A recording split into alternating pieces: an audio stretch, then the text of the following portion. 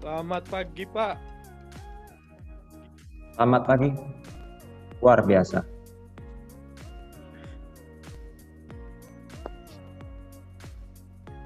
Senin siapa Senin ini? Nenenia.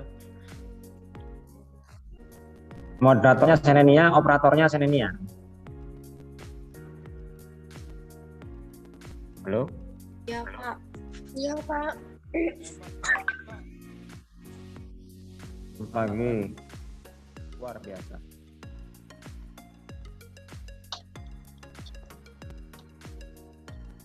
Senin siapa Senin? Nenenia. Ya, Nenia Aprilia, Pak. Terus yang moderatornya?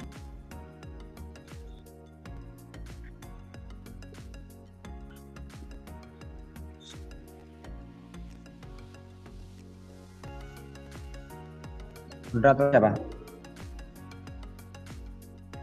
Moderatornya kelompok 3 Senenia. Kalau moderatornya kelompok 4 itu Nevia, Pak. Operator share screen-nya sama, moderatornya sama. Ya, sama moderator sama open screen. Share screen-nya sama.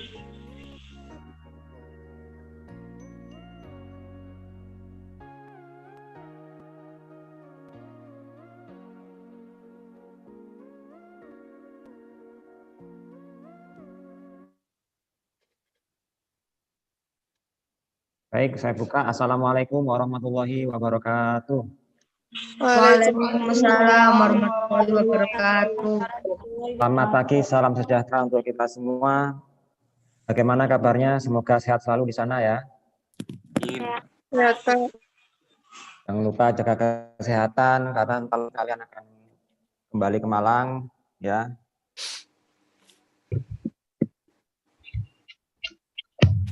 Ya, pada pertemuan pagi ini, pagi yang cerah dan dingin di Malang ya.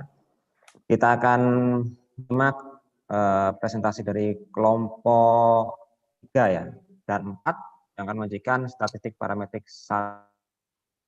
Langsung saja waktu dan tempat saya oper ke moderator.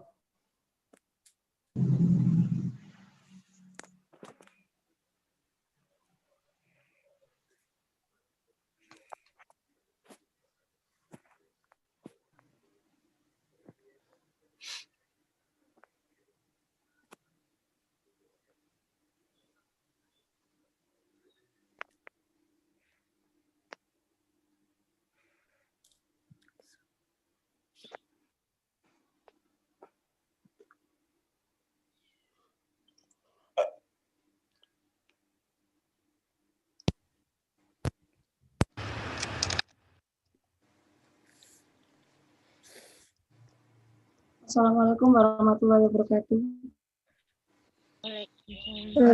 Waalaikumsalam warahmatullahi wabarakatuh. Selamat pagi. Yang terhormat kepada Pak Haritsa selaku dosen biostatistika dan teman-teman. Saya Senenia Aprilia selaku moderator dari kelompok 3.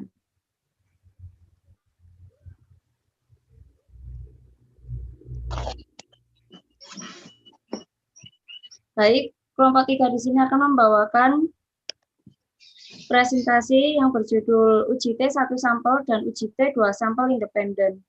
Adapun anggota kelompoknya yaitu sebentar.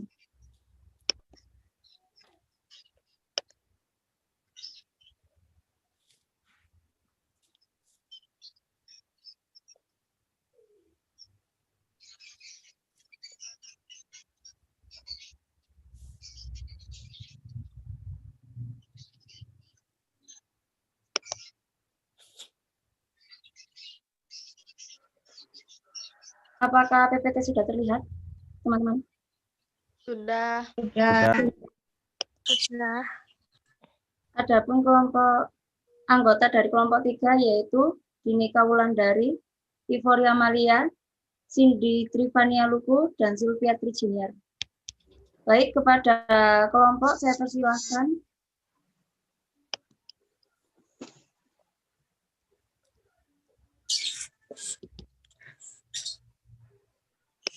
Terima kasih untuk moderator. Baik, saya akan mulai presentasinya. Yang pertama, statistika parametrik.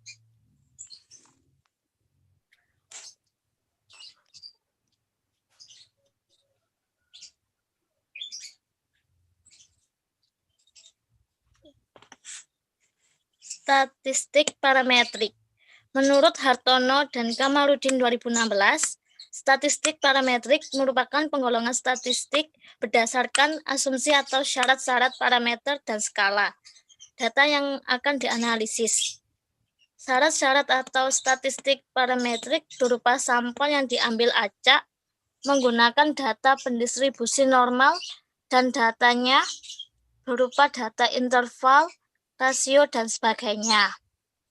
Dan menurut Ismail 2018, statistik parametrik adalah statistik yang menghendaki data yang diambil secara random dan beberapa persyaratan asumsi-asumsi bagi data tersebut.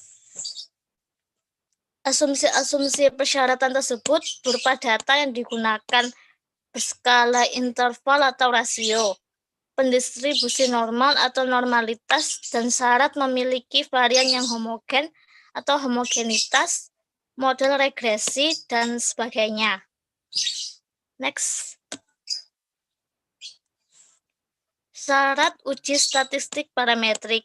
Yang pertama, sampel berasal dari populasi yang pendistribusi normal. Yang kedua, sampel diambil secara random. Yang ketiga, sampel mempunyai varian yang sama. Yang keempat, sampel menggunakan skala pengukuran interval atau rasio. Next.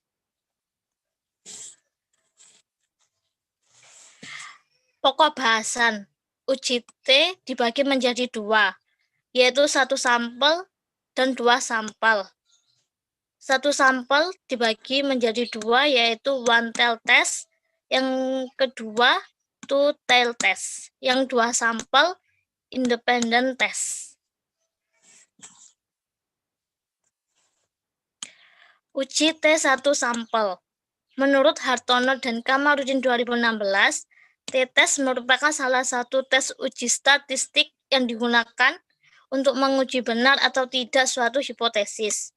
Uji T1 sampel digunakan untuk membedakan nilai rata-rata dengan nilai rata-rata populasinya. Berdasarkan besar sampelnya, untuk sampel kecil kurang 30 menggunakan statistik uji T, tetapi jika sampel besar lebih besar dari 30 menggunakan statistik uji Z. Berikut rumus. Z sama dengan X bar dikurangi mu0 per standar devisiasi dibagi akar N. Kalau yang T sama dengan X bar dikurangi mu0 dibagi S per akar N.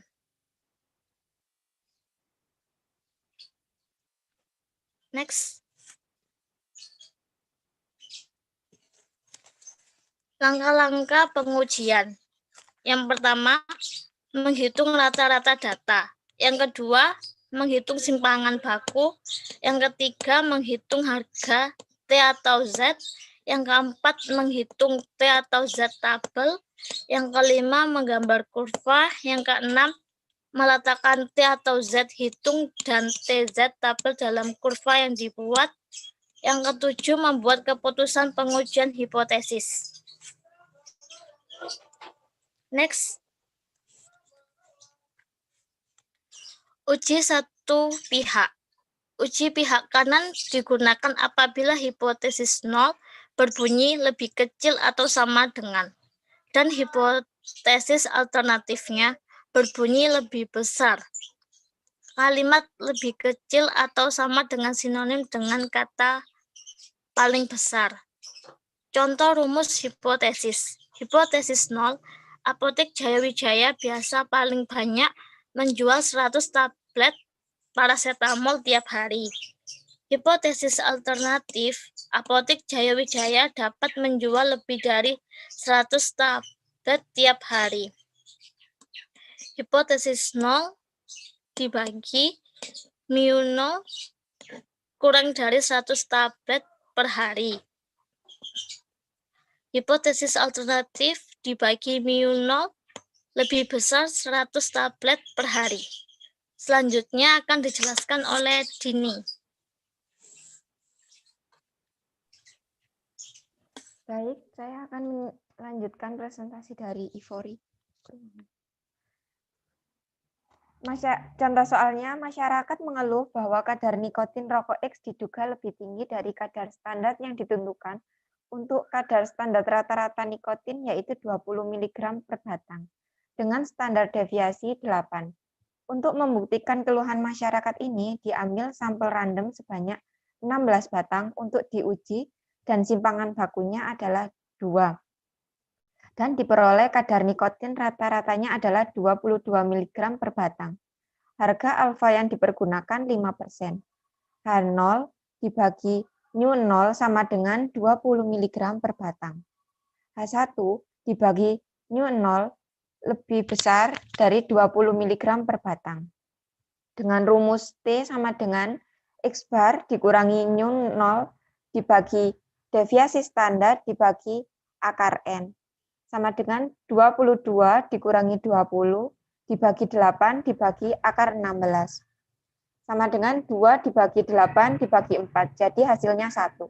Untuk melihat harga T tabel, maka didasarkan pada DK atau derajat kebebasan, yaitu besarnya N-1, yaitu 16 dikurangi 1 sama dengan 15.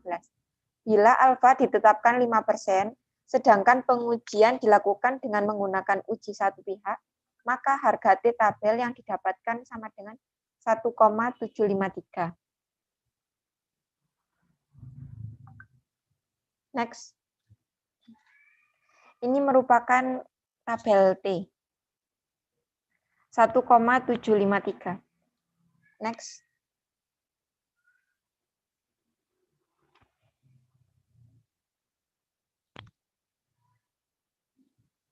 Bisa dilihat grafik di atas, dapat disimpulkan pada gambar grafik tersebut dengan alfa 5% sama dengan 0,05, maka diperoleh T tabel sama dengan 1,753. Dan diperoleh nilai T hitung 1, maka nilai T hitung termasuk dalam daerah penerimaan HO, sehingga hipotesis 0 yang menyatakan rata-rata kadar nikotin 20 mg per batang diterima. Next. Uji dua pihak. Pengujian dua pihak digunakan jika hipotesis 0 berbunyi sama dengan dan hipotesis alternatifnya H1 berbunyi tidak sama dengan, atau H0 sama dengan H1 tidak sama dengan. Dalam pengujian ini terdapat dua daerah kritis pada masing-masing ujung distribusi. Luas tiap ujung adalah setengah alfa. Karena adanya dua daerah penolakan ini, maka pengujian hipotesis dinamakan uji dua pihak, menurut Muhid 2019. Contoh rumusan hipotesis. Hipotesis 0, yaitu daya tahan sunscreen X sama dengan 8 jam. Hipotesis alternatifnya, daya tahan sunscreen tidak sama dengan 8 jam. Jadi, H0 sama dengan 8 jam, H1 tidak sama dengan 8 jam. Next. Contoh soal, sebuah perusahaan mesin farmasi mengembangkan mesin farmasi yang baru. Rata-rata kekuatan mesin farmasi baru tersebut 8 kg dengan deviasi standar 0,5 kg. Untuk menguji hipotesis bahwa mu sama dengan 8 kg, lawan alternatifnya mu tidak sama dengan 8 kg. Suatu sampel random 50 mesin farmasi dites kekuatannya dan diperoleh rata-rata 7,9 kg. Mu sama dengan rata-rata kekuatan mesin farmasi baru. H0 dibagi New sama dengan 8 kg. H1 dibagi New tidak sama dengan 8 kg. Digunakan alfa 8,36%. Menggunakan rumus Z sama dengan X bar dikurangi New 0 dibagi deviasi standar dibagi akar N.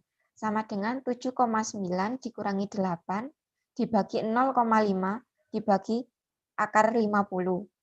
Sama dengan negatif 0,1 dibagi 0,5 dibagi 7,07. Sama dengan negatif 1,41.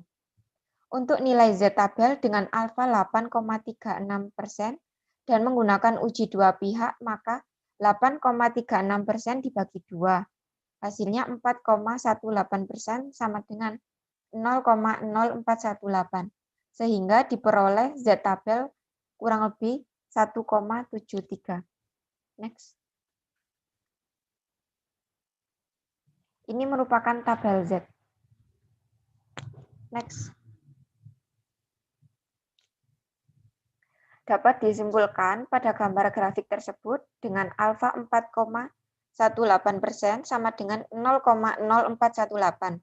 Maka diperoleh Z tabel kurang lebih 1,73 dan diperoleh nilai Z hitung kurang lebih 1,41. Maka nilai Z hitung termasuk dalam daerah penerimaan HO, sehingga hipotesis 0 yang menyatakan rata-rata kekuatan mesin farmasi baru 8 kg diterima. Sekian dari saya, akan dilanjutkan oleh Cindy Trivania.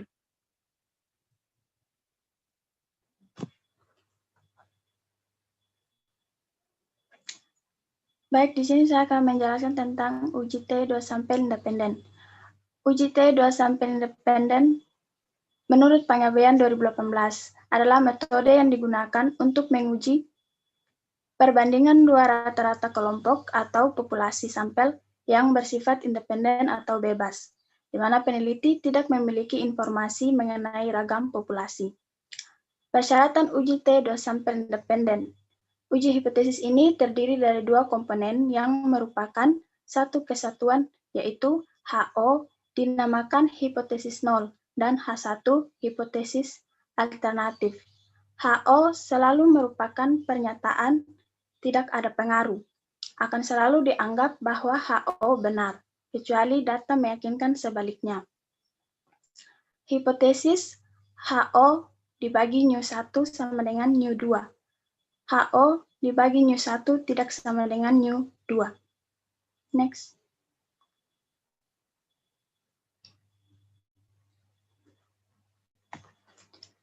Menurut Profesor Dr. Sugiono 2007, terdapat dua rumus yang dapat digunakan untuk menguji hipotesis sampel independen.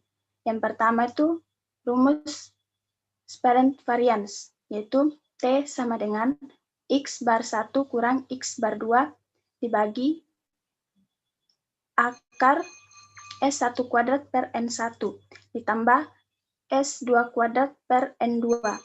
Yaitu yang kedua, rumus Pollens variance dengan T sama dengan X bar kurang X bar per akar dalam kurung N1 kurang N2 dikali S1 kuadrat ditambah dalam kurung N2 kurang N1 dikali dikali S2 kuadrat dibagi N1 tambah N2 kurang 2. Terus dikali 1 per N1 ditambah 1 per N2.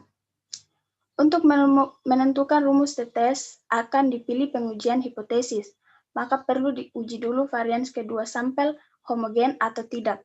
Pengujian homogenitas varians uji F dengan rumus F sama dengan varians terbesar per varians terkecil. Next.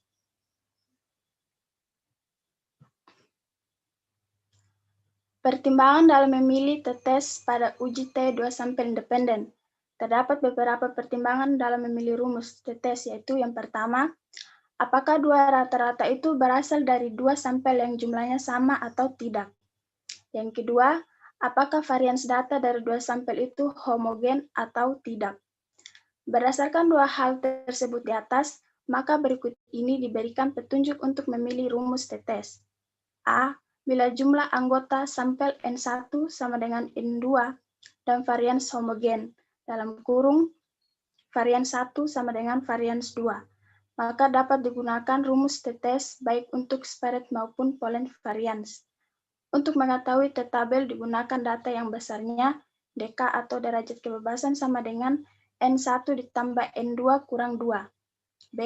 Bila N1 tidak sama dengan N2, varians homogen, dalam kurung varians 1 sama dengan varians 2, dapat digunakan pollen varians. Besarnya DK sama dengan N1 ditambah N2 kurang 2. C. Bila N1 sama dengan N2, varians tidak homogen, dalam kurung varians 1 tidak sama dengan varians 2, dapat digunakan sparent varians atau pollen varians dengan DK sama dengan N1 kurang 1 atau DK sama dengan N2 kurang 1. D. Bila N1 tidak sama dengan N2, varians tidak homogen, dalam kurung varians 1 tidak sama dengan varians 2. Untuk ini digunakan rumus sparent varians. Tabel didapat dari selisih harga tabel dengan DK sama dengan N1 kurang 1 dan DK sama dengan N2 kurang 1 dibagi 2. Next.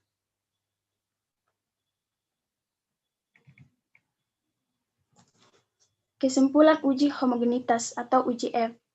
Jika F hitung lebih dari F tabel, maka HO ditolak. Jika F hitung kurang dari F tabel, maka HO diterima. Kesimpulan uji T dua sampel independen. Jika T hitung lebih dari T tabel, maka HO ditolak.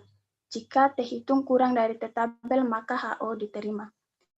Selanjutnya akan dijelaskan oleh Sylvia Triajiniar. Untuk selanjutnya ada contoh soal dari uji T2 sampel independen, yaitu seorang mahasiswa pertanian melakukan penelitian, ingin membandingkan efektivitas sistem terasering dalam mereduksi laju erosi. Mahasiswa tersebut kemudian melakukan pengukuran besaran erosi pada 5 unit lahan pertanian tanpa sistem konservasi, dan lahan pertanian yang menggunakan sistem konservasi terasering. Data yang dihasilkan bisa dilihat pada tabel yang pada layar di sebelah kanan. Di situ ada data lahan tanpa sistem konservasi yang nantinya kita misalkan dengan data X1 dan data lahan dengan sistem konservasi terasering nanti kita misalkan dengan X2. Untuk hipotesis yang disusun adalah H0 sama dengan besaran erosi lahan pertanian tanpa sistem konservasi sama dengan besaran erosi lahan pertanian dengan sistem konservasi terasering. Untuk H1-nya, besaran erosi pertanian tanpa sistem konservasi tidak sama dengan besaran erosi lahan pertanian dengan sistem konservasi terasering.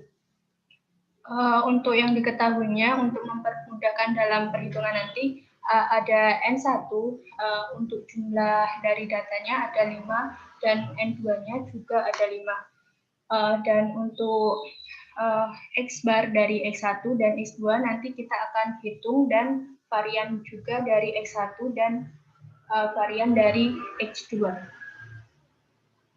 Lanjut. Nah, ini adalah perhitungan dari X bar atau rata-rata dan variannya.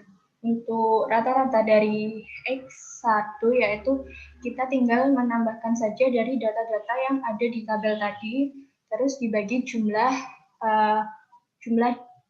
data, banyaknya jumlah data yaitu 5. Jadi nanti ketemu kita untuk rata-ratanya 181,8,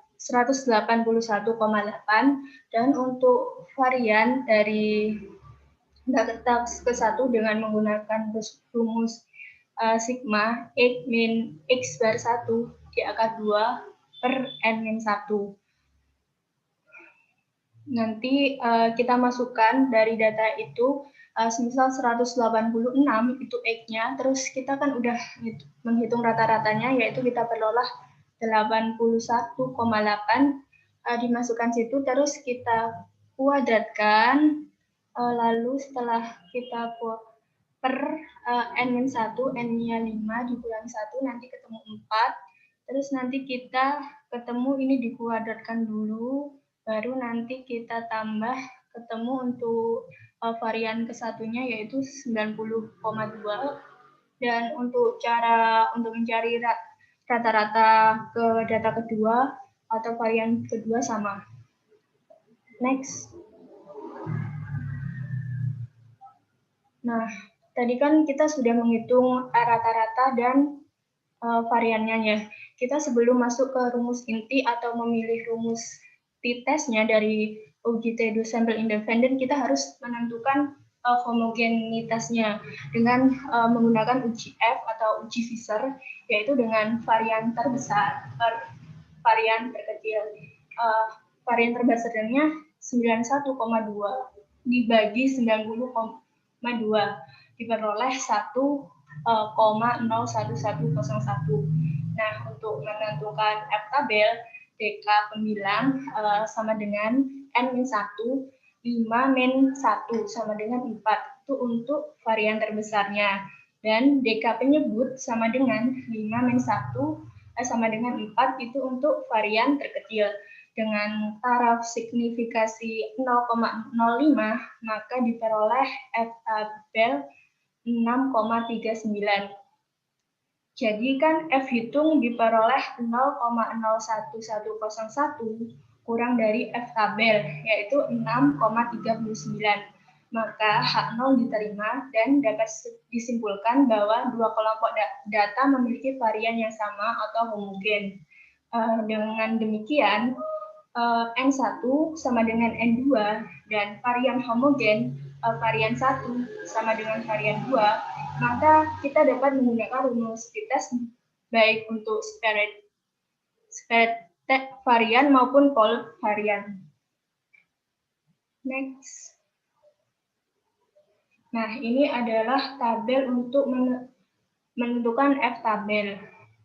Nah, tadi kan udah kita tahu bahwa taraf signifikasinya kan 0,05 atau sama dengan 5%, itu baris atas, untuk baris atas, dan tadi kan untuk DK-nya N1 4, dan untuk varian terbesar 4 dan varian terkecil 4. Kita cari angka 4 dan cari angka 4 kita tarik garis dari atas ke samping, ketemu di tengahnya itu untuk F tabelnya. Next. Nah, untuk kan tadi udah N1 sama dengan N2 dan variannya homogen, sehingga kita kan dapat menggunakan separated varian atau polled varian. Dalam hal ini kita menggunakan rumus yang separated varian. Untuk T sama dengan X bar 1 min X bar 2 per akar varian 2 per N1 plus varian 2 per N2. Nah, di sini tadi kan udah menghitung rata-ratanya, yaitu 181,8 min 145,8 per akar 90,2 per 5 ditambah 91,2 per 5 sama dengan 36 akar 181,4 per 5 sama dengan 5,977. Untuk mengetahui T tabel digunakan data yang misalnya DK sama dengan N1 plus N2 min 2 sama dengan 5 plus 5 min 2 sama dengan 8. Dengan taraf signifikasi 0,05, maka diperoleh T tabel 2,306 sehingga T hitung 5,977 lebih besar dari T tabel sama dengan 2,306. Lanjut. Nah, ini untuk menentukan T tabelnya ya. Kan tadi untuk DK-nya kan N1 plus N2 min 2. Jadi ketemu 8, kita cari di sebelah kanan huruf nomor 8, terus kita menggunakan dua pihak tutel. Jadi yang 0,5 kita pilih 0,5, terus kita tarik garis antara yang di atas terus di tengah, ketemu 2,306. Lanjut.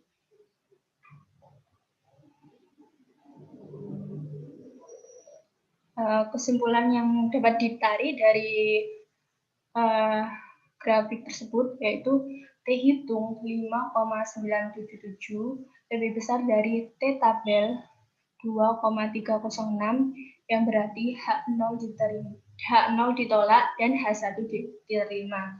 Sehingga disimpulkan bahwa besar erosi lahan pertanian tanpa sistem konservasi tidak sama besaran erosi lahan pertanian dengan sistem konservasi terasering, atau dengan kata lain, penggunaan sistem terasering mampu mereduksi laju erosi di lahan pertanian secara signifikan.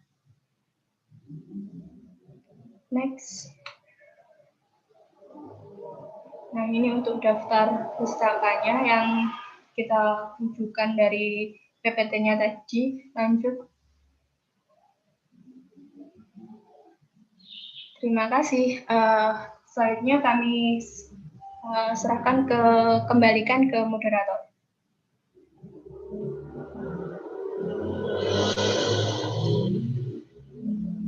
Baik, terima kasih. Demikian presentasi dari kelompok 3. Apakah dari teman-teman ada yang ditanyakan? Silahkan.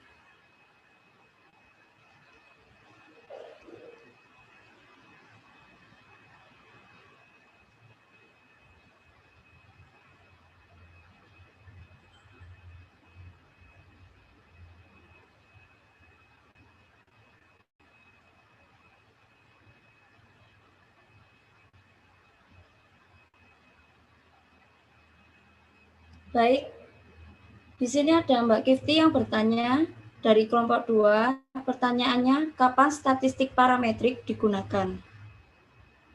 Bisa dicatat untuk kelompok 3. Kemudian ada pertanyaan kedua dari Mbak Desi, yaitu jelaskan yang dimaksud dengan hipotesis. Silakan dicatat. Yang ketiga ada pertanyaan dari Salwa. Pertanyaannya, pada slide 17 kan ada sampel homogen atau tidak.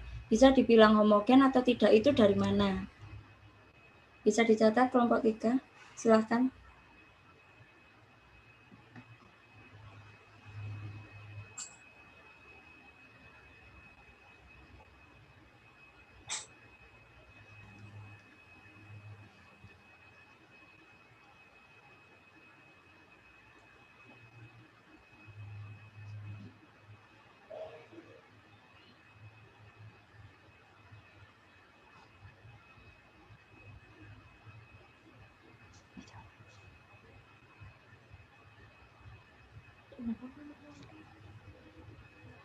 Baik, dari kelompok 3 Pak.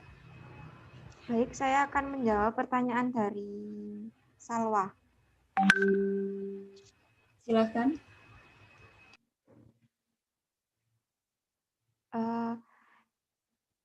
Mengapa bisa menentukan homogen atau tidak homogen itu? Jadi kita itu ada data seperti di slide yang tadi itu ada data, kemudian kita cari variansnya.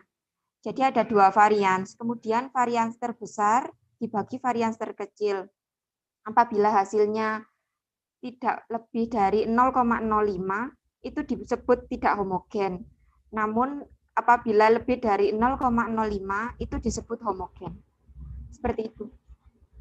Kepada Mbak Salwa, apa bisa diterima jawabannya? Ditampilkan PPT-nya.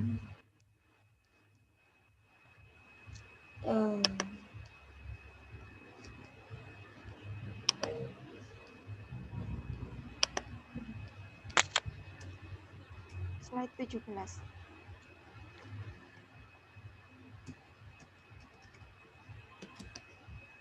Sebentar.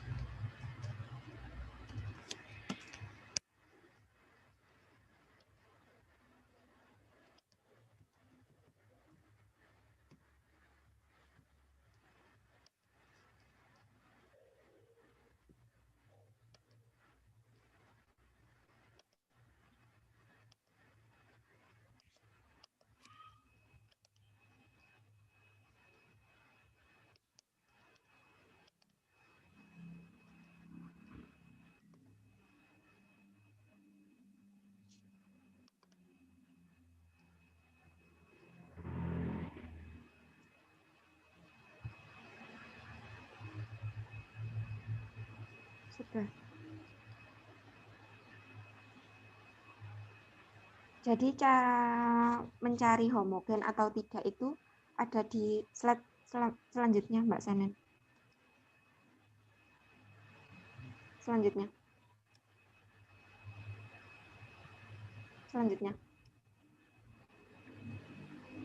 Kan di situ ada dua tabel. Yang pertama kan lahan tanpa sistem konservasi, kemudian lahan dengan sistem konservasi terasiring. Nah, itu dicari variansnya sendiri-sendiri. Next, Mbak Senen.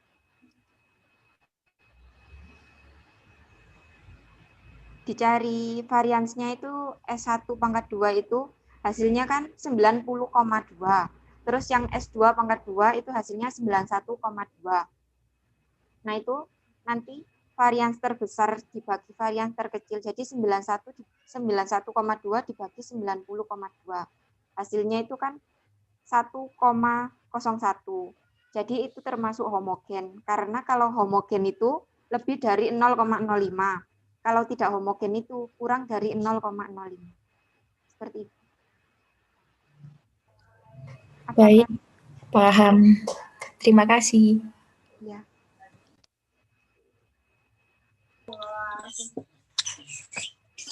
Selanjutnya saya akan menjawab pertanyaan dari Mbak Kifti. Kapan statistik parametrik digunakan? Statistik parametrik digunakan itu saat untuk menguji parameter populasi melalui suatu data yang akan diamati. Terima kasih. Mbak Kifti, apa bisa diterima? Iya, terima kasih. Selanjutnya. Saya akan menjawab pertanyaan dari Desianti Membangnuti tentang menjelaskan yang dimaksud dengan hipotesis. Jadi hipotesis merupakan pernyataan dugaan mengenai hubungan dua atau lebih variabel. Hipotesis sebagai jawaban sementara yang dipilih oleh peneliti untuk masalah yang sedang diteliti. Kemudian dicek kebenarannya secara empirik melalui penelitian. Kepada Mbak Desi, apa bisa diterima? Bisa, terima kasih. Sama-sama. Baik, jika tidak ada yang ditanyakan lagi, terima kasih kepada kelompok 3. Saya kembalikan lagi kepada Pak Haritsa selaku dosen. Terima kasih.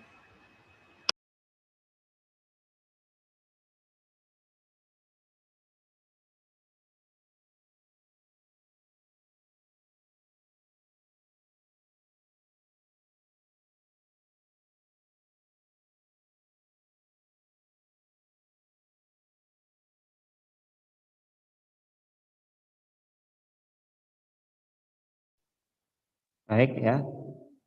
Kita beri aplaus untuk kelompok 3. Yang telah menyajikan materi statistik parametrik yang pertama ya, dari rangkaian statistik parametrik 1, 2, 3. Ya, jadi sedikit mereview beberapa pertanyaan tadi ya, sudah dijawab. Pertanyaan 50 ya, kapan statistik parametrik digunakan? Jadi statistik parametrik itu merupakan bagian dari statistik inferensial ya, yaitu untuk menguji hipotesis H0 ya, yang mana nanti kesimpulan dari data sampel ditarik ke populasi. Statistik parametrik digunakan tentunya harus ada syarat yang dipenuhi, yaitu yang setelah dibahas oleh kelompok 2 kemarin. Syarat yang harus dipenuhi adalah uji normalitas dan uji homogenitas. Manakala kedua syarat tersebut tidak terpenuhi, maka nanti bisa menggunakan statistik yang non-parametrik. Baik, saya rasa cukup ya untuk kelompok 3 penyajiannya. Mungkin masih ada pertanyaan untuk materi dari kelompok 3. Atau hal ada yang belum jelas mengenai apa yang disampaikan.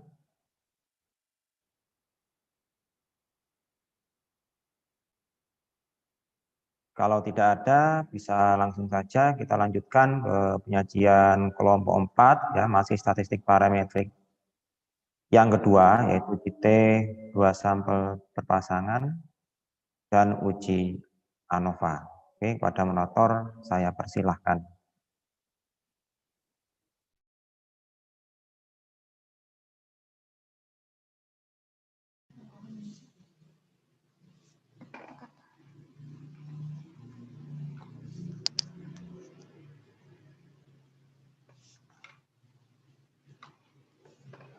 Assalamualaikum warahmatullahi wabarakatuh.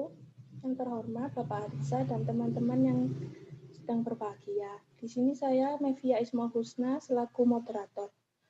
Kelompok 4 akan mempresentasikan tentang uji T2 sampel atau grup berpasangan dan uji ANOVA satu arah.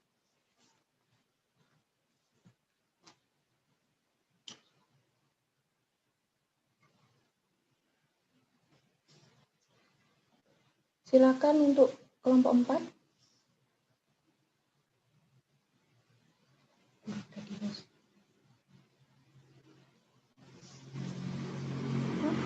Pak, belum jadi bos. Yang share PPT siapa? Saya Pak Mevia Ismail itu Pak. Ya? Yang Mevia Ismail itu Pak. Oh, sudah jadi co-host kok, Mevia. Udah. Nggak bisa Pak. Ada 2 soalnya. 2 ya, oke, ntar. Iya.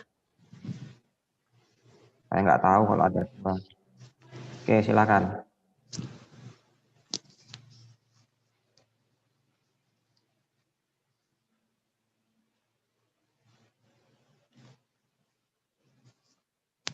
Apakah udah muncul? Sudah. Sudah. Oke, untuk kelompok 4 saya persilakan. Baik, terima kasih moderator. Di sini saya akan menjelaskan yaitu yang pertama uji T2 sampel atau grup berpasangan. Next. Uji T2 sampel atau grup dan uji ANOVA satu arah. Next.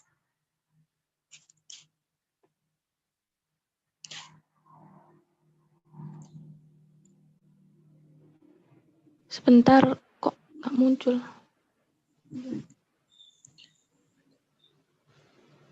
Sudah muncul kok. Iya.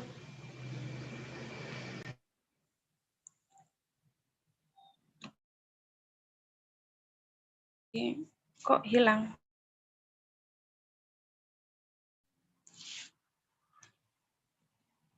Uji T2 sampel atau grup berpasangan.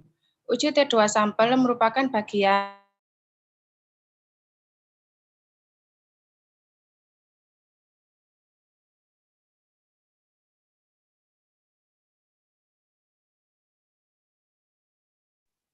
Terputus ya ini ya.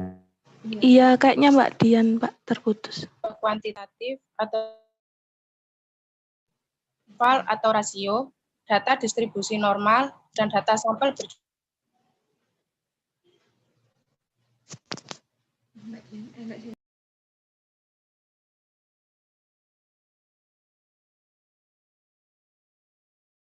Sepertinya sinyalnya Dian Karisma, Pak.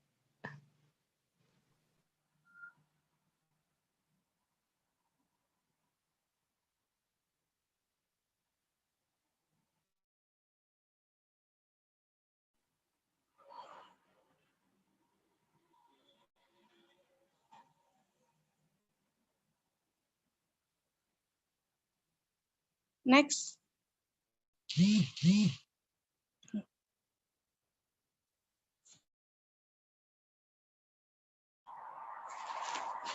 Maaf Pak, putus-putus.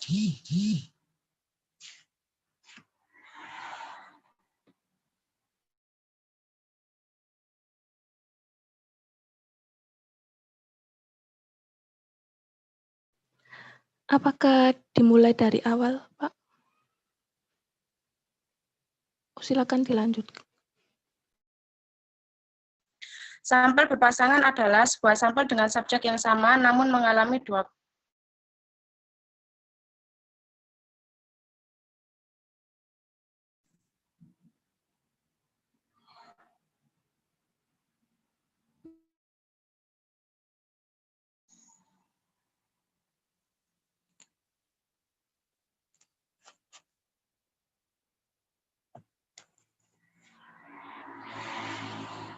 Baik, saya ulangi. UJT 2 sampel atau grup berpasangan. UJT 2 sampel merupakan tesis komparatif atau uji perbandingan. Sampel berpasangan adalah sebuah sampel dengan subjek yang sama, namun mengalami dua perlakuan atau pengukuran. Digunakan pada pengujian ini adalah data bertipe kuantitatif atau numerik, baik itu interval atau rasio, data distribusi normal, dan data sampel berjumlah sedikit atau di bawah 30. Next. Tujuan uji T2 sampel atau grup berpasangan. Pengujian ini bertujuan untuk membuktikan perbedaan rata-rata atau mean antara dua kelompok berpasangan atau dependent atau paired sampel jika data tersebut saling berhubungan. Contoh perbedaan kadar Hb sebelum dan sesudah pemberian tablet zat besi. Next. Rumus uji T2 sampel atau grup berpasangan. Rumus uji T2 sampel sama dengan M D per akar sigma X kuadrat D per N dalam kurung plus N dikurangi 1.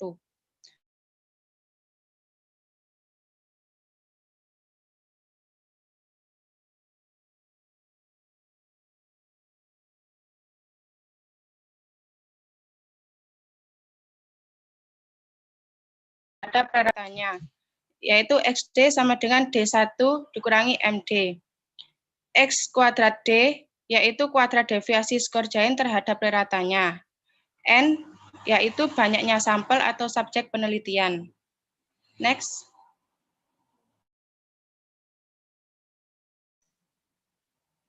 Syarat yang harus dipenuhi dalam pengujian uji T2 sampel atau grup berpasangan yaitu yang pertama, distribusi data harus normal.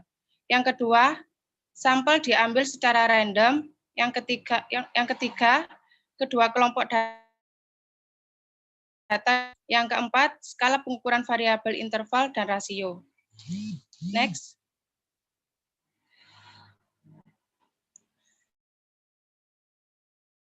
Uji T2 sampel berpasangan. Yang pertama, menghitung rata-rata data. MD sama dengan sigma D per N. 2, menghitung simpangan baku. Yang ketiga, menghitung harga T. Yang keempat, melihat harga T tabel. Yang kelima, menggambar kurva.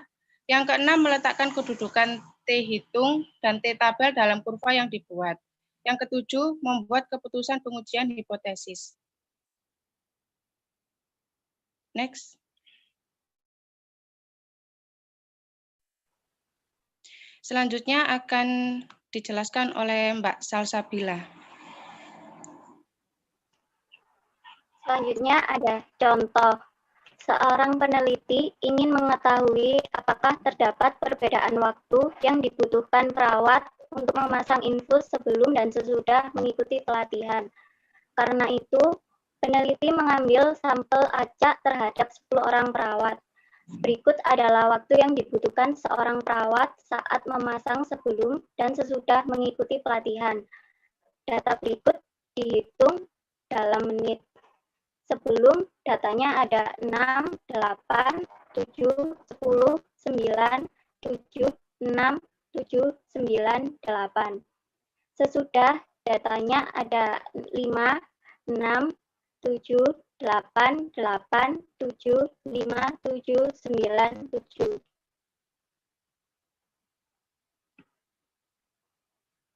Dengan menggunakan alfa 5%, bagaimana kesimpulan penelitian tersebut? Next.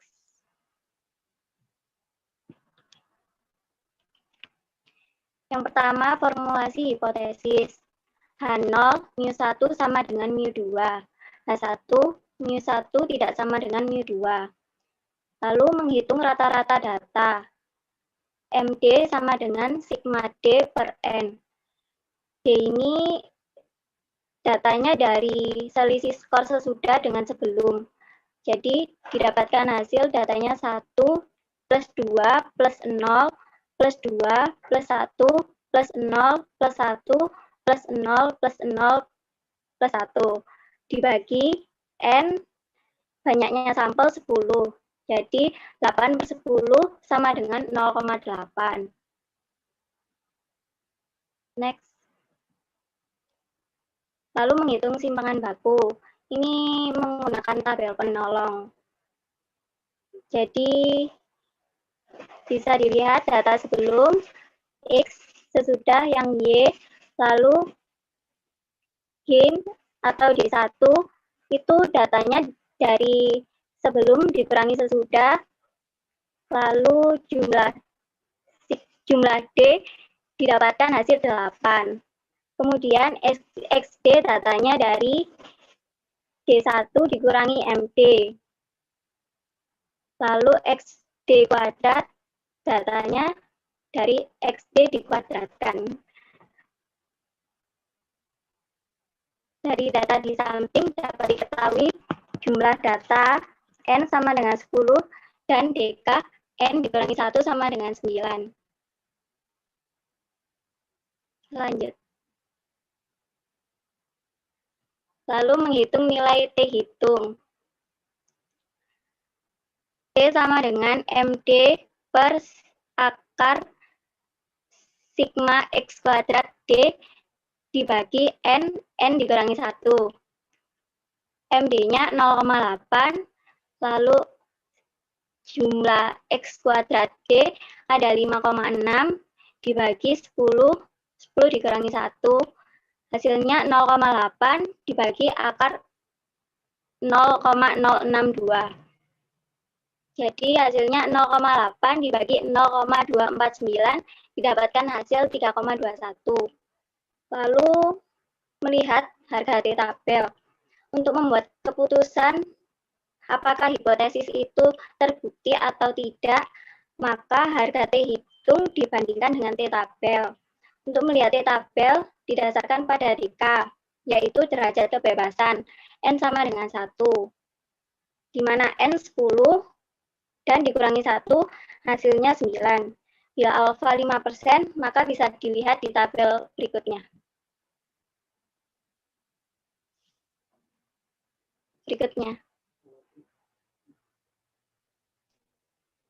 Tadi alfanya 5%, yaitu sama dengan 0,05. Kita lihat yang two tails. Hasilnya 0,05, lalu DK-nya 9, yaitu kita tarik garis, hasilnya ketemu 2,262. Lanjut.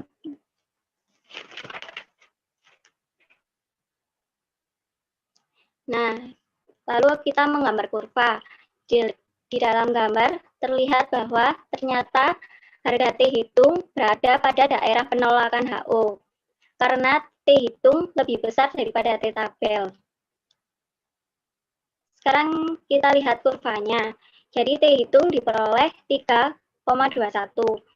Karena tadi pengujian dua sisi, jadi punya dua nilai, yaitu plus dan min. Jadi nilainya ada plus 3,21 dan min 3,21. Dibandingkan dengan T tabelnya 2,262.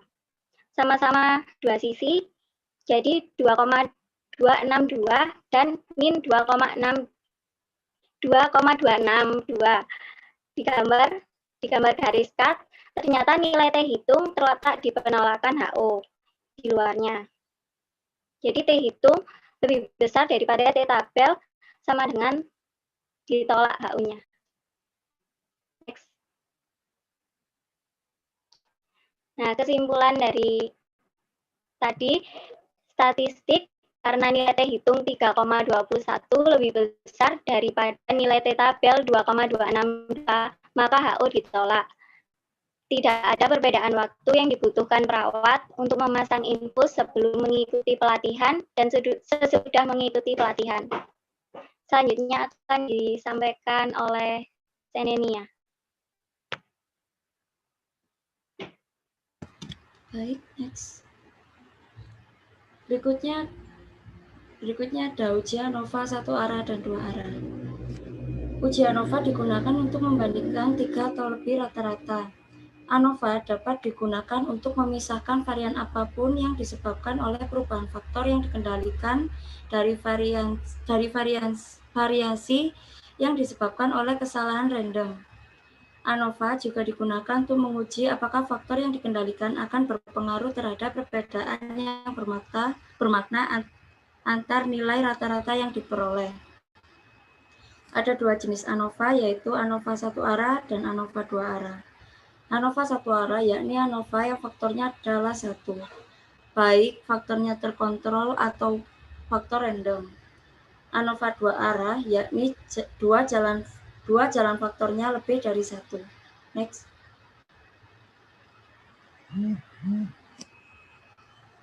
ANOVA 1 arah. ANOVA 1 arah digunakan ketika variabel dependennya univariat dengan pengaruh satu faktor.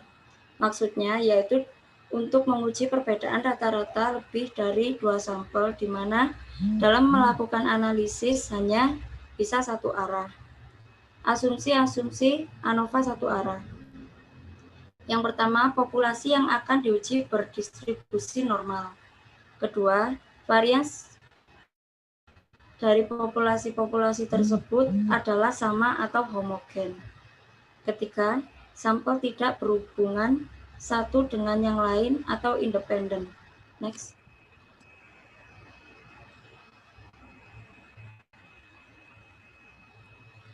Selanjutnya ada prinsip uji ANOVA 1 arah.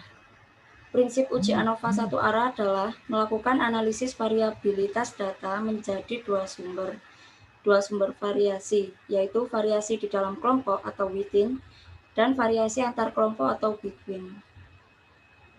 Bila variasi within dan between sama, atau nilai perbandingan kedua varian mendekati angka 1, berarti nilai mean yang dibandingkan tidak ada perbedaan.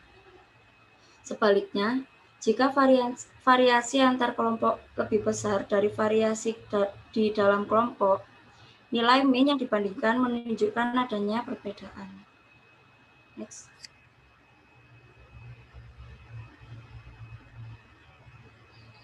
Next. Selanjutnya ada hipotesis ANOVA 1 arah. Sebelumnya.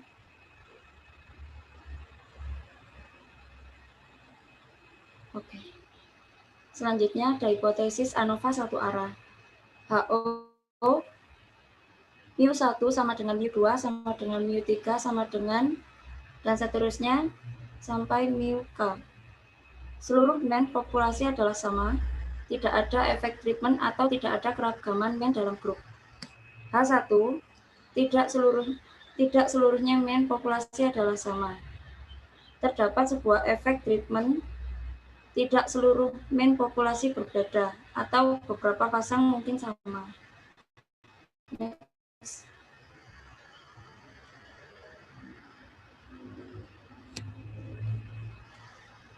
Partisi variansi. Variansi total dapat dibagi menjadi 2 bagian, yaitu SST sama dengan SSG plus SSW. SST yaitu total sum of squares atau jumlah kuadrat total, yaitu penyebaran agregat nilai data individu melalui beberapa level faktor.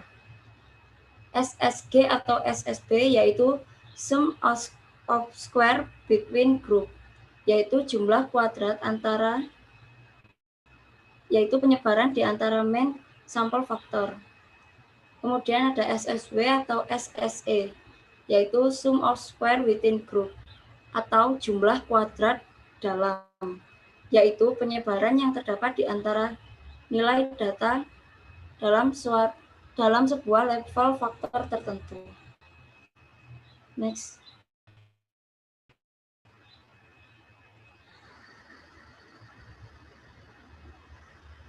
Di sini ada ringkasan cara menghitung nilai-nilai jumlah kuadrat total, jumlah kuadrat antar sampel, dan jumlah kuadrat dalam sampel. Sumber variasi dalam sampel atau SSW, cara menghitung jumlah kuadratnya sigma I dikali X IF dikurangi X kuadrat. Derajat bebasnya N min H. Kuadrat rata-rata atau mean square SSW dibagi dengan DF. Nilai F di F min hitung sama dengan MSB per MSW. Sumber variasi antar sampel atau BSW. Jumlah kuadrat rumusnya N sigma H, H sama dengan min 1, H sama dengan 1, dikali X I atau X1 min X kuadrat. Derajat bebas atau DF sama dengan H min 1, kuadrat rata-rata atau mean square MSB sama dengan SSB per DF. Selanjutnya ada total atau SST. Sigma I dikali dengan XIF min X kuadrat. Derajat bebas atau DF N min 1. MST sama dengan SST per DF. Next. Selanjutnya ada langkah-langkah menghitung ANOVA satu arah. Yang pertama, membuat hipotesis kalimat. Yang kedua, membuat hipotesis statistik. Ketiga, membuat tabel induk. Yang keempat, menghitung sum square between dan menentukan DF untuk SSB. Lalu menghitung mean square between atau MSB. Yang kelima, menghitung sum square within dan tentukan DF untuk SSW, lalu hitung mean square within atau MSW. Yang keenam, menghitung F hitung. Yang ketujuh, membandingkan dengan F tabel. Yang kedelapan, membuat keputusan. Selanjutnya akan dijelaskan oleh Saudara Mela. Terima kasih. Terima kasih. Di sini saya akan menjelaskan tentang contoh soal uji ANOVA satu arah. Contoh soalnya, suatu industri farmasi memproduksi tablet dengan menggunakan 3 mesin yang berbeda, yakni mesin A, mesin B, dan mesin C. Sampel-sampel diambil secara periodik, sebanyak 4 tablet diambil dan beratnya ditimbang dalam miligram. Hasilnya adalah sebagaimana dalam tablet di bawah ini. Data diasumsikan mengikuti distribusi normal. Pertanyaannya, apakah ada perbedaan berat tablet yang dihasilkan antara 3 mesin? Next. Nah, penyelesaiannya yang pertama, yakni membuat hipotesis kalimat. H0, terdapat perbedaan berat tablet yang dihasilkan. H1, tidak terdapat perbedaan berat tablet yang dihasilkan. Yang kedua, membuat hipotesis statistik. H0, mu A tidak sama dengan mu B, tidak sama dengan mu C. Sedangkan H1, mu A sama dengan mu B, sama dengan mu C. Next. Nah, yang ketiga, membuat tabel induk. Next. Keempat, menghitung sum square between atau SSB dan menentukan DF untuk SSB, lalu hitung mean square between atau MSB. Jadi, SSB ini didapatkan dari data dari masing-masing kelompok dikalikan dengan rata-rata total kelompok dikurangi total rata-rata keseluruhan kelompok, dikuadratkan dan didapatkan hasil 93,17. Untuk derajat bebasnya, kita dapat melihat dari tabel, yakni BSW untuk derajat bebasnya menggunakan H-1. H yakni banyaknya kelompok. Banyaknya kelompok di soal kita ada 3, yakni mesin A, mesin B, mesin C. Kemudian dikurangi 1, jadi derajat bebas untuk SSB adalah 2. Untuk mean square bitwidth-nya, itu kita menggunakan rumus SSB per DF. Untuk SSB-nya tadi kita mendapatkan hasil 93,17 dibagi dengan derajat bebasnya yakni 2, didapatkan hasil 46,58. Next. Yang kelima yakni menghitung sum square within dan tentukan DF untuk SSW lalu hitung mean square within. Jadi kita menghitung SSW per kelompok terlebih dahulu. Setelah itu hasil dari masing-masing kelompok kita jumlahkan, kemudian didapatkan hasil SSW yakni 77,75. Nah, sedangkan untuk derajat bebas untuk SSW-nya menggunakan rumus N-H dapat dilihat di tabel ya. Itu untuk derajat bebas yang dilingkari merah. Itu N itu jumlah keseluruhan sampel yakni ada 12. Kemudian dikurangi H yakni banyaknya kelompok yakni 3, didapatkan derajat bebas 9. Kemudian untuk MSW-nya rumusnya yakni SSW per DF dapat dilihat di tabel. Untuk hasilnya yakni 77,75 dibagi derajat bebas yakni 9, didapatkan hasil 8,64. Next. Yang keenam menghitung F hitung. F hitung di dalam tabel dirumuskan yakni MSB per MSW. Tadi kita sudah menghitung MSB dan MSW, didapatkan hasil 46,58 dibagi 8,64 hasilnya 5,39. Kemudian yang ketujuh yakni membandingkan dengan F tabel. Untuk pembilangnya yakni menggunakan derajat bebas SMP yakni 2 dan penyebutnya menggunakan derajat bebas MSW yakni 9. Maka nilai F adalah 4,256. Next. Next, Mbak. Nah, tadi kan untuk pembilangnya kita dapat nilai 2. Kemudian untuk penyebutnya kita mendapatkan nilai 9. Maka ditarik dan didapatkan hasil 4,26. Next. Nah, yang ke-8 atau yang terakhir yakni membuat keputusan. Aturannya F hitung kurang dari F tabel ya H0 diterima. Jika F hitung lebih dari F tabel, maka H0 ditolak. Karena F hitung kita 5,39, lebih dari F tabel, ya 4,256, maka hipotesis 0 ditolak. Berarti ada salah satu rata-rata yang berbeda dari rata-rata yang lain. Ini adalah daftar rujukan yang kita pakai untuk membuat PPT. Next. Baik, terima kasih. Saya kembalikan ke moderator.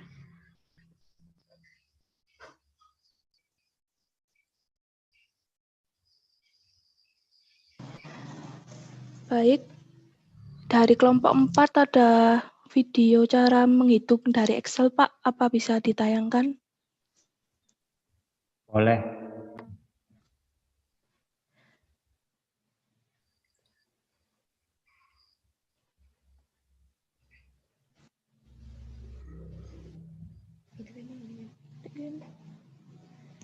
Sebentar.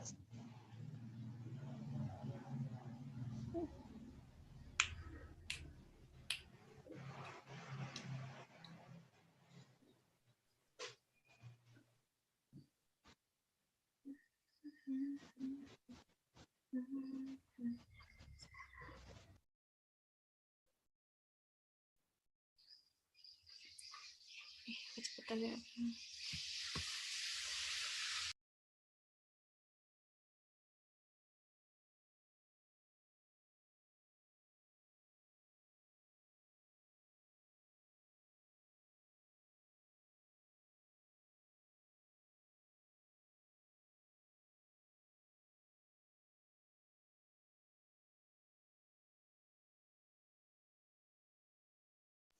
Apakah udah muncul?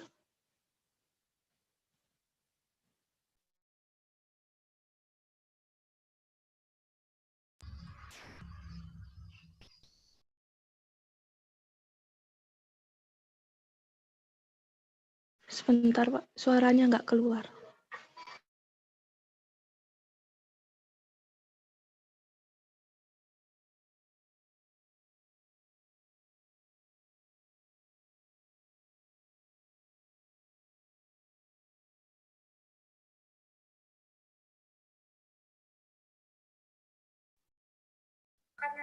Share komputer sound. Uji ANOVA satu arah menggunakan Microsoft Excel. Nah, pertama yang dilakukan yakni mengecek pada menu data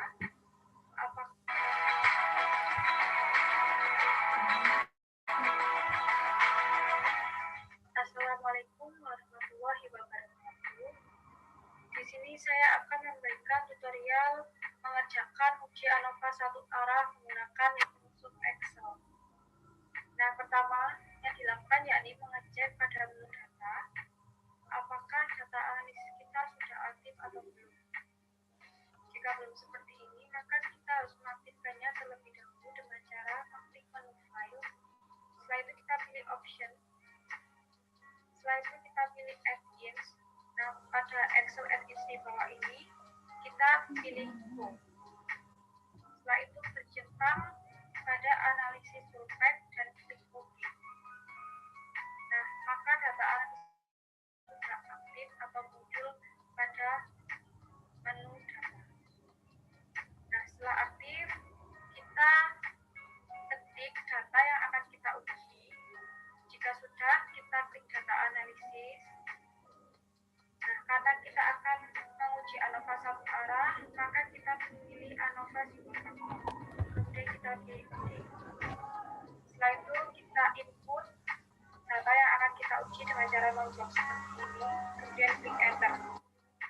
Setelah itu kita centang label inverse-nya.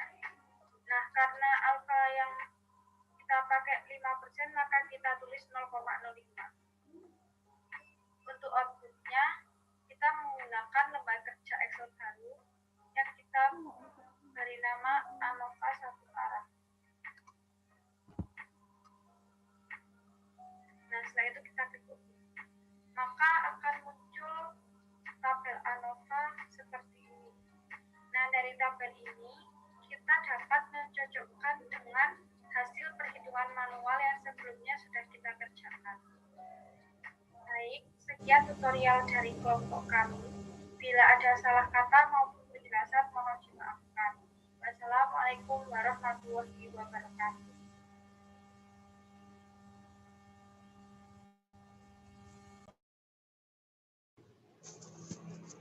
Baik, kita buka sesi tanya jawab.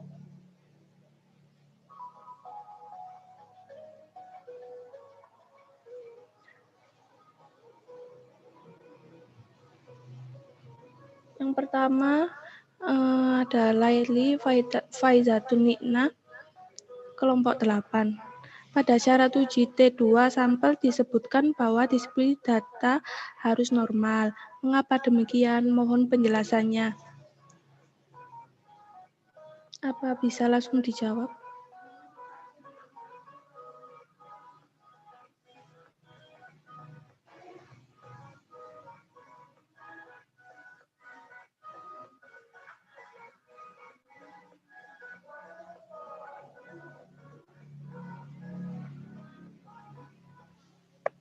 Saya akan menjawab pertanyaan dari Laili. Kenapa uji distribusi data harus normal? Begitu, Mbak? Benar, Mbak. Kalau menurut saya, kenapa harus normal? Karena statistik uji parametrik itu diturunkan dari sebaran normal. Tentu data yang akan dianalisis juga harus menyebar normal agar data yang dianalisis relevan dengan statistik uji parametrik. Tetapi apabila kita menggunakan statistik uji non parametrik, kita tidak perlu mempertimbangkan mengenai kenormalan data sama sekali. Pak, bisa diterima? Iya, iya Mbak, terima kasih.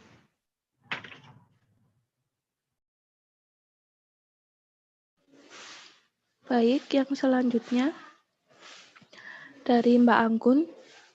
Bedanya one way ANOVA sama two way ANOVA itu apa?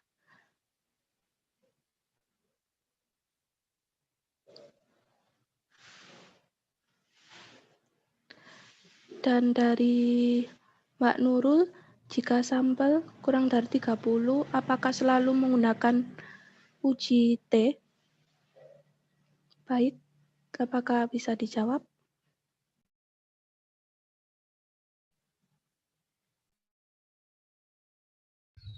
Saya akan menjawab pertanyaan dari Anggun. Tadi bedanya uji ANOVA satu arah sama dua arah ya? Ya. Jadi itu kalau ANOVA satu arah itu hanya memperhitungkan satu faktor yang menyebabkan variasi. Kalau yang dua arah itu memperhitungkan dua faktor. Contohnya itu kalau satu arah itu misalkan kita menguji hipotesis ada tidaknya perbedaan antara rata-rata penghasilan guru TK, SD, sama SMP. Itu kita menggunakan satu arah, hanya memperhitungkan satu faktor saja, yakni perbedaan antara rata-rata penghasilan guru. Kalau yang dua arah itu, misalkan kita menguji hipotesisnya perbedaan antara rata-rata penghasilan guru antara TK, SD, SMP, kemudian ada lagi ditambahkan dengan berdasarkan jenis kelamin, itu menggunakan yang dua arah. Jadi kalau satu arah itu hanya satu, kalau yang ANOVA dua arah itu menggunakan dua faktor. Jadi seperti itu. Apa bisa diterima? Ya, bisa. Terima kasih. Sama-sama. Baik, Mbak Anggun, bisa diterima? Iya. Untuk selanjutnya, pertanyaan dari Mbak Nurul. Apa bisa dijawab? Baik. Saya akan menjawab pertanyaan dari Mbak Nurul. Pertanyaannya, jika sampel kurang dari 30, apakah selalu menggunakan uji T? Ya. Menurut saya, penggunaan uji T bukan dilihat dari banyaknya sampel. Uji T sendiri digunakan untuk melakukan uji hipotesis terhadap rata-rata, di mana peneliti atau analisis tidak memiliki informasi sama sekali mengenai rakam atau varians dari populasi. Seperti itu. Apa bisa diterima, Mbak Nurul?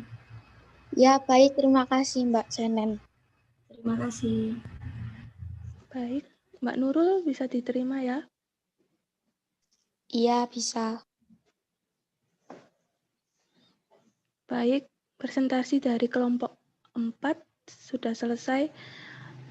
Saya kembalikan kepada Pak Arza.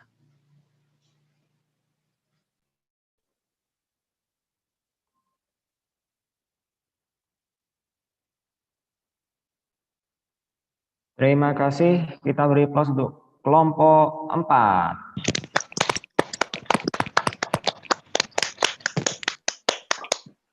Alhamdulillah ya, waktunya masih sisa banyak ya. Bagus untuk manajemen waktunya. Jadi untuk kelompok yang lain ya, jangan lupa untuk simulasi ya, biar bisa terkontrol waktunya. Kemudian nanti kalau simulasi kan akan ketahuan ya, misal kayak suara mic-nya yang gemeresek atau enggak jelas gitu ya. Dan misalkan ketika simulasi dan ketika presentasi itu pakai perangkat yang sama, jadi sudah settingannya sudah enggak berubah lagi. Jadi kalau ganti laptop atau ganti gadget nanti ada yang suaranya terlalu kecil atau suaranya enggak jelas gitu ya. Misalkan menggunakan headset. Baik, ini penyajian tadi statistik parametrik yang kedua, yaitu uji T2 sampel berpasangan dan uji ANOVA ya. Bedanya uji T dengan uji ANOVA itu kan kalau ANOVA 3 kelompok ya atau lebih. Kalau uji T maksimal 2 kelompok, ya kan? Bedanya uji T 2 sampel berpasangan dengan uji T 2 sampel independen. Apa bedanya? Kelompok 4. Tadi kan sudah presentasi kelompok 3 UJT 2 sampel independen. Kelompok 4 UJT 2 sampel berpasangan. Bedanya apa? Dilihat dari mungkin jenis kelompoknya, bisa dilihat dari contoh studi kasusnya, bisa dilihat dari cara mencari T-tabelnya, kan beda. Bisa dijelaskan kelompok 4 supaya teman-temannya tahu bedanya. UJT ini ada yang 1 sampel, ada yang 2 sampel, yang 2 sampel ada yang pasangan, ada yang independen. Nah, bedanya apa? Silakan siapa yang mau menjawab. Kelompok 3 atau kelompok 4 terserah.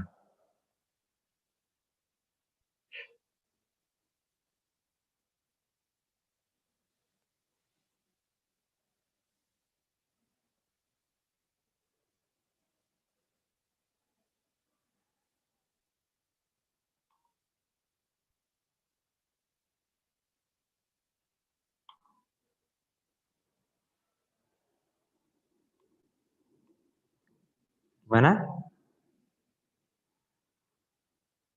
Ya, nyari ya. Nggak apa-apa.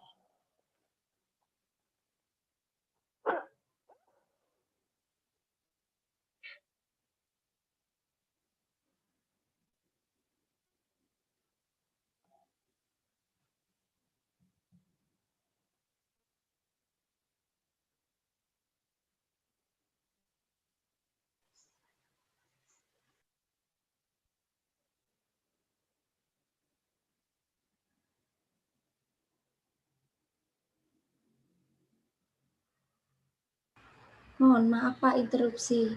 Ya. Tadi saya kan jadi moderatornya kelompok 3.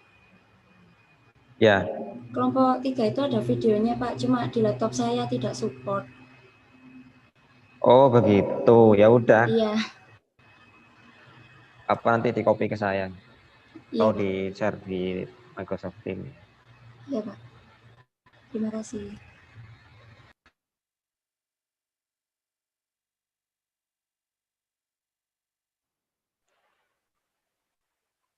Gimana? Ada yang tahu bedanya apa ya?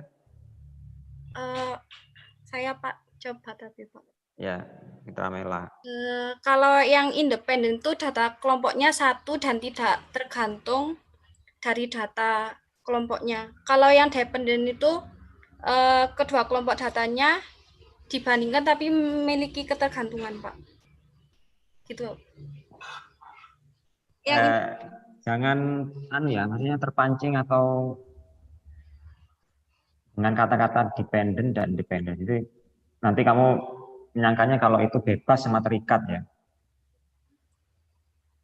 Jadi kita lihat dari bisa dilihat dari jenis-jenis di kasusnya ya atau pengambilan data. Kalian cermati ketika UJT 2 sampel independen dan UJT 2 sampel berpasangan, itu pengambilan datanya mana yang bisa serentak, mana yang tidak bisa serentak. Dilihat dari timingnya ya. Bisa enggak dilihat di situ? Sudah menemukan jawabannya?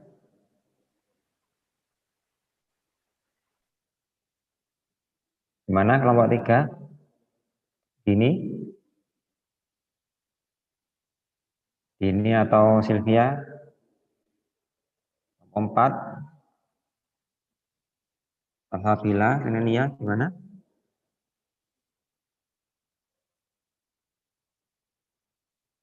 Kan bisa dilihat dari contohnya, dari contoh studi kasusnya, kemudian dari jelas kalau rumusnya mesti beda ya, bahkan sampai mencari tabelnya aja beda, antara UJT 2 sampel yang berpasangan dan 2 sampel yang independen.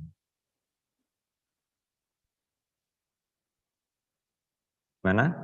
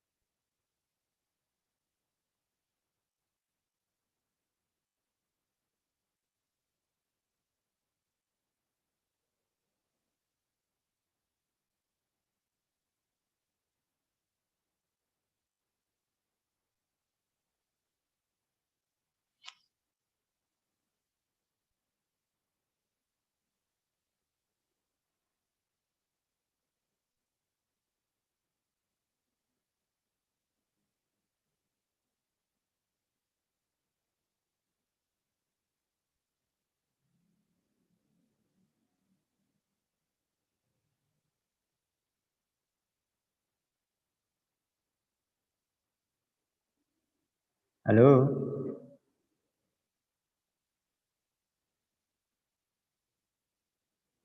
Kenapa membisu ini? Gimana Fitra? Kalau yang dependen itu pengujiannya dilakukan sebelum dan sesudah, Pak. Kalau independen? Kalau independen itu sebelum, Pak. Belum. Gimana? Kalau yang dependen belum dan sesudah. Kalau independen sebelum. Apakah benar seperti itu?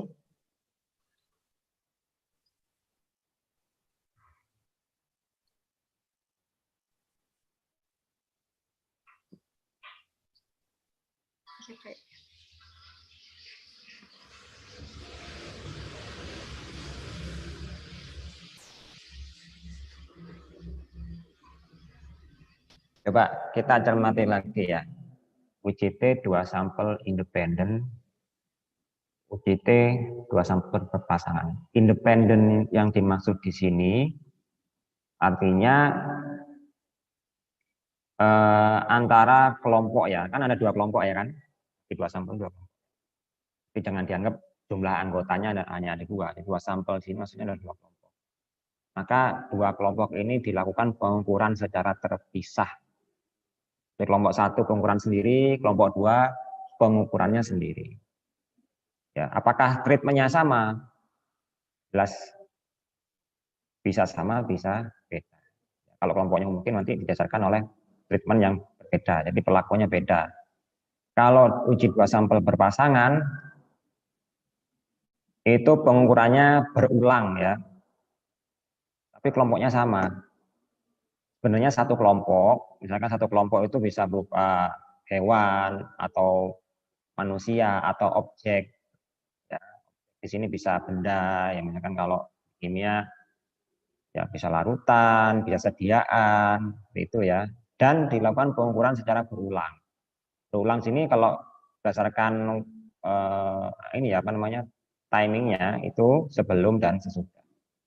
Jadi ada pre, ada post. Ada pre-test, ada post-test, ada sebelum tes, ada sesudah tes. Jadi tesnya cuma 1. Ya, kalau yang independen, di sama independen itu tesnya bisa 2. Bisa dipahami ya. Sehingga nanti ketika mencari T-tabel untuk uji T2 sampel independen, T-tabelnya adalah N1 plus N2 min 2. Sedangkan kalau uji T2 sampel berpasangan, DF-nya, DK-nya itu N-1, di mana N itu adalah banyaknya subjek, bukan banyaknya anggota sampel. Bukan banyak anggota kelompok sebelum dan sesudah. Karena pada hakikatnya kelompoknya hanya 1, tapi diukur 2 kali, yaitu sebelum treatment dan sesudah treatment. Jadi itu kuncinya ya. Dan juga jangan lupa bahwa meskipun data rasio interval tidak menjamin bahwa data tersebut berdistribusi normal. Ya. Dan tidak usah khawatir, misalkan nanti kalian sudah penelitian ya, menyusun proposal, misalkan di proposal bunyinya uji T, tapi ketika sudah ambil data, ternyata datanya tidak berdistribusi normal. Jadi tidak perlu dipaksakan untuk menggunakan uji T, masih ada uji yang lain. Uji Human-Whitney, uji Wilcoxon, atau uji Kruskal-Wallis. Jadi seperti itu. Baik, demikianlah presentasi dari kelompok 3 dan 4. Saya ucapkan terima kasih kepada penyaji ya, kepada moderator, Enenia dan Mevia ya, dan juga kepada penanya. Saya akhiri, wassalamualaikum warahmatullahi wabarakatuh.